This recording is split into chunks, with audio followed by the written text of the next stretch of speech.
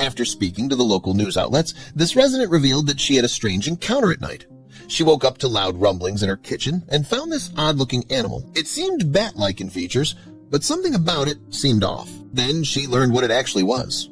Before we start, smash the like button and make sure to subscribe if you haven't. And hit that notification bell so that you won't miss any new stories. June woke up with a jolt. A loud thud echoed through her house, followed by a strange rustling sound. Then she heard her dog, Bill, barking downstairs. Sharp, frantic barks. Unlike his usual sleepy grumbles, something was wrong. June swung her legs off the bed, her pulse quickening. Another noise came, a scraping sound, then another thud. It was coming from the living room. Someone or something was down there. With shaky hands, she pushed the covers aside and stood up. The wooden floor was cold beneath her feet. Slowly, she crept towards the stairs that would lead June to the base floor of her house. Bill's barking grew louder as she ascended. "What's wrong, buddy?" she whispered to herself as she drew closer. The sight that met her at the bottom of the stairs made her freeze. June's kitchen was a disaster. Boxes of cereal lay torn open, their contents strewn across the floor. What had happened here? June stepped forward cautiously, scanning the room for any sign of movement. There were no broken windows, and the door was still locked. There was no sign of an intruder, just the mess. She turned her attention to her dog. Bill sat curled up in the corner of his basket, his body shaking violently. His tiny paws dug into the blanket beneath him. He was terrified, more terrified than she had ever seen him before. But why? But there was nothing. No intruder, no explanation, just the eerie silence of the house around her. June hesitated before standing up and walking back toward the kitchen mess. She grabbed the broom and started sweeping up the scattered cereal. Something about this didn't add up at all. As she cleaned, she kept glancing at Bill. Whatever had scared him, it wasn't gone. She just knew it. Bill refused to come anywhere near the kitchen. She grabbed Bill's collar and pulled him to the kitchen, where a distinct clue became instantly clear. Bill resisted, but June was much stronger than her frightened dog. June watched his gaze, and when she passed the pantry on the right, she noticed that Bill's focus shifted. So, whoever did this was in the pantry. June released Bill since she had already tortured his frightened soul enough. "I'm sorry, buddy," she said before stepping toward the pantry door. June's hand trembled as she reached for the pantry door. It creaked open, revealing shelves filled with cans, jars, and bags. But nestled in the corner, barely visible in the dim light, was a creature unlike anything she had ever seen. Her breath caught in her throat with leathery wings folded tightly against its body. The creature froze just as startled as June, its small chest rising and falling rapidly. Bill let out a low, guttural growl from the kitchen doorway. The sound made the creature flinch, pressing itself further into the corner. June's heart raced as she tried to process what she was looking at. It sort of looked like a large bat, but it clearly wasn't one either. The creature suddenly unfurled its wings, revealing their impressive span.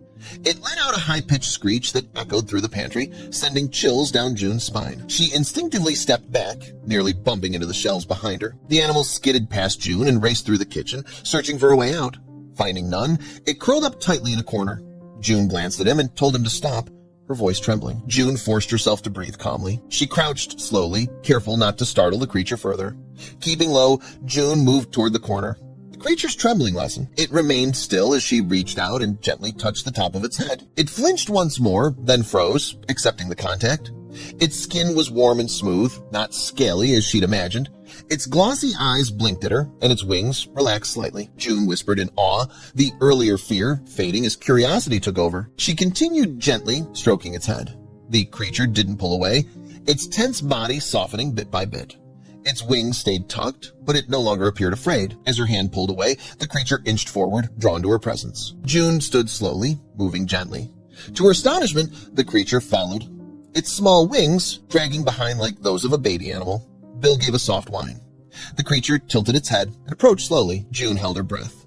But the dog's tail wagged more freely now, easing the tension. The bat-like creature crept closer to Bill. The dog sniffed it and gave a hesitant lick. This time, the creature didn't flinch. It remained still, accepting the gesture. June decided to keep the creature nearby. "Come on," she said softly, and to her amazement, it followed as she walked upstairs. Bill trotted after them, his tail now wagging steadily. Once upstairs, the creature explored briefly before curling up in a corner, its wings wrapped protectively around its body.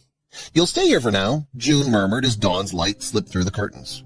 June sat on her bed, watching the creature sleep. When it stirred and looked at her, wings fluttering, she smiled. "Hungry, huh?" she asked. "Let's figure out what you eat." June brought out a variety of foods to test. She began with dog kibble, but the creature turned away and cleared distaste. Slices of bread and cheese were also ignored. When it looked up at her afterward, its large eyes sparkled with what felt like gratitude. She offered a banana next, which it also ate, albeit less enthusiastically. Bill sat nearby, calm and curious. June sat on the floor beside them, studying the animal. It was time for a name, something simple that suited its gentle, mysterious nature. "Coco," she whispered. The creature tilted its head at the sound, then resumed eating. The name felt right. June smiled, surprised at the bond already forming between them. It was nearly 10 a.m., late enough for her vet's office to be open. Maybe they could provide answers. She called and explained the bizarre events of the night before. The receptionist was confused, but intrigued, and offered a slot in 30 minutes. June agreed and gently placed Coco into a blanket-lined pet carrier. Bill whined as she grabbed her keys. "I'll be back soon," she said, giving him a pat before heading out. The vet clinic was quiet. June walked in, clutching the carrier. Dr. Harris, the local veterinarian, greeted her warmly and led her into the exam room. June hesitated, then placed the carrier on the table and unzipped it. Coco peeked out, blinking in the light. Dr. Harris's expression shifted from welcoming to stunned. Dr. Harris donned gloves and moved in slowly. "She looks like a bat, but larger, and her face is almost canine," he said, puzzled. Coco sniffed his fingers, but didn't retreat. After a careful check, he confirmed Coco was female and appeared healthy, though her size and features didn't match any bat species he'd encountered. He flipped through an animal reference book. "Flying foxes are tropical and don't have this fur, texture, or facial shape," he said. Coco watched him with unsettling awareness. "She's incredibly calm," he noted. "Most wild creatures would panic here." Coco stayed composed as he examined her further, suggesting a surprising level of domestication. Her teeth and claws added to the mystery. While her teeth aligned with a fruit-based diet, her claws were much stronger, more like those of a climber. The vet jotted notes, visibly baffled. Coco shifted closer to June as the vet stepped back, wings folding neatly around her. "She's clearly attached to you, Doctor," Harris noted. "That kind of trust doesn't happen overnight. Whatever her origins, she sees you as her caretaker." He sighed, removing his gloves. "She could be a rare hybrid or mutation, but her features don't match anything I've seen. I've never encountered anything like Coco," he said. "You might want to speak with someone who specializes in exotic wildlife." Dr. Harris mentioned a nearby wildlife reserve and its owner, someone who might have more insight. June left with directions, her thoughts filled with questions. The road led through dense forest until June reached the secluded reserve. A woman greeted her at the entrance. "You must be June. I'm Abigail," she said warmly. "Our mutual friend told me you were coming, and this must be Coco." When Abigail looked into the carrier, her expression shifted. June immediately noticed. "You've seen one like her before, haven't you?" Abigail nodded, but said nothing. "Come with me," she said, motioning toward the facility. Abigail led her past enclosures and research stations until they stopped before a glass-paneled door. She opened it, and June stepped into a different world. Inside was a massive dome, warm and humid, filled with towering trees and a glistening pond. It resembled a tropical forest more than a reserve. "This habitat mimics jungle conditions," Abigail explained. "Some species need this level of care." She raised 2 fingers to her mouth and whistled sharply. June jumped at the sudden sound. "What are you doing?" she asked, but Abigail just smiled and pointed upward. The canopy above rustled. A shadow moved across the treetops. Then came the soft beat of wings. June's heart pounded. A creature emerged, gliding down and landing softly on Abigail's shoulder. June stared in shock. The same leathery wings, large eyes, and unique mammal bat blend. "You mean there's another?" she asked. Abigail nodded, stroking the creature's head. "This is Mako. We've studied him for years. Until now, we thought he was one of a kind." Coco peered out at Mako. The resemblance was striking.